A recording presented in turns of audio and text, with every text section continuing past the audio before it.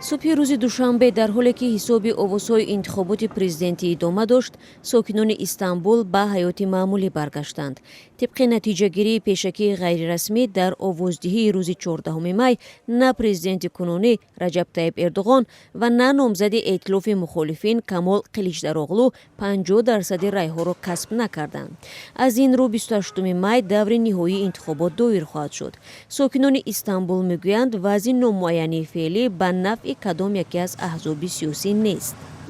واقعا ما از این وضعیت آزرده و ناراحت هستیم. ما نتیجه دیگر را انتظار داشتیم. نوارهای متهم کننده این نامزد محرم اینس که باعث بیرونشوی او از معرکه انتخاباتی شد به افکار رای دهندگان تأثیری بد گذاشت. انشاءالله در دور دوم ما پیروز خواهیم شد. به فکر من همه حزب‌ها از چنین وضع خوشحال نیستند. وضع نامعین ادامه می‌یابد. البته هر حزب می‌خواهد نامزدش دست بالا شود، ولی بعد 2 هفته به این سوال پاسخ داده خواهد شد.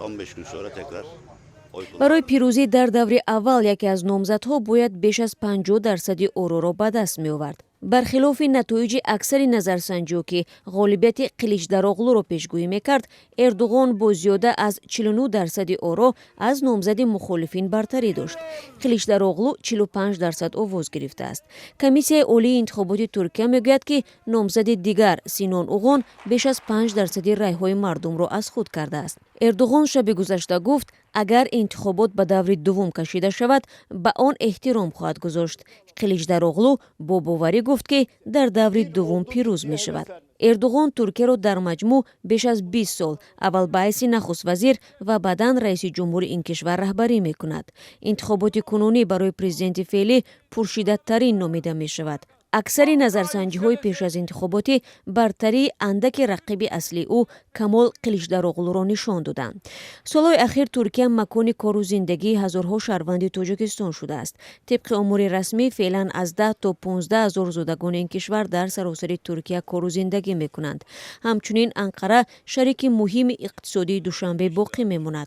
گردش مال و کالا در زمان بیماری همگیر کووید 19 بین این کشورها از مرز 700 میلیون دلار بالا رفته بود. کمیسیون دولتی دو کشور تلاش میکنند گردش مال را از حساب نساجی و آلومینیوم به 1 میلیارد دلار رسانند. پرویز ملاجانوف سیاستشناس تاجیک میگوید نتیجه انتخابات ترکیه برای تاجیکستان و کشورهای آسیای مرکزی مهم است چون وابسته به آن سمتگیری آینده معلوم می شود. با این همه در 2 هفته آینده رجب طیب اردوغان و کمال قلیچداروغلو باید برای به دست آوردن دل جانبداران سینان اوغان که از سبقت کنار رفت مبارزه برند.